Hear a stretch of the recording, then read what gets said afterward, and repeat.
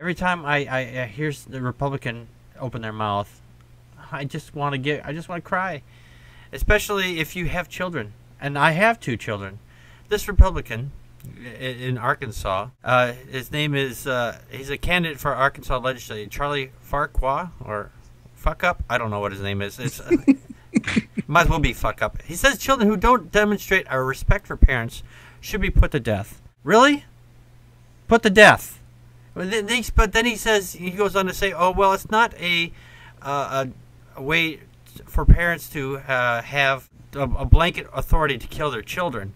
What the hell does he think it means? He's like, oh, you can just spank the hell out of them until they die? What the hell? You know, and this is where he says the passage from his book. It says God's law, the only political solution.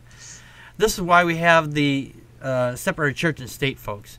He says the maintenance of civil order in a society rests on the foundation of family discipline. Therefore, a child who disrespects his parents must be permanently removed from society in a way that gives example for all other children of the importance of respect for parents. The death penalty for rebellious children is not something to be taken lightly. The guidelines for administering the death penalty to rebellious children is given in Deuteronomy 21:18-21. Well, he's got that part right. You know, that's where it comes from. But, you know, the fact is putting children to death for being rebellious has never worked. I drove a school bus for 9 years. I didn't put any children to death. But, I mean, you did. I bet you wanted to. Oh, a few of them. A few of them.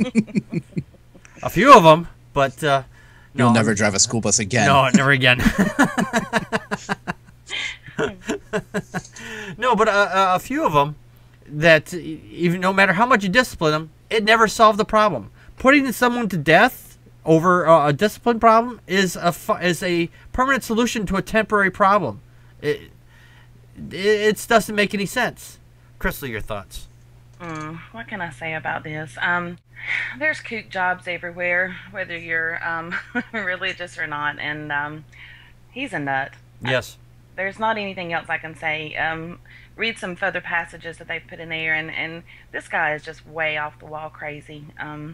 Batshit crazy. I don't know what else to say. Yeah, batshit crazy definitely covers this guy. I mean, this is why we have, like I said before, this is why we have a separated church and state. This is why we don't put God's law into our law, because it doesn't make a damn bit of sense. Joe, your thoughts? Yeah, you said the title of his book was God's Law, the Only Political Solution. Isn't that sound like Sharia law? Yeah.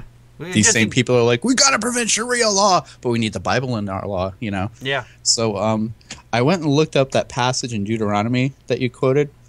Deuteronomy 20 and 21 are, they shall say unto the elders of the city, this is our son, is stubborn and rebellious. He will not obey our voice. He is a glutton and a drunkard. What? Huh? The kid's drinking? And then all the men of the city shall stone him with stones. And he die. Yep. So this guy, he's running for the Arkansas legislature, and he not only believes in the commingling of his religion and government, he believes in the stoning of children. Yeah. This is the 21st century, and he thinks that children should be stoned. Yeah. Like, that's just, it's mind-blowing. Yeah. It's hard to list how much wrong is with this guy. Yeah. It's just insane. And the article goes on to say that he also believes that all Muslims should leave the USA.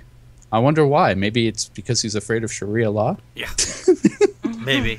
You know, and the thing is, you know, there's a lot of kids out there that want to get stoned, but I don't think they mean it like that.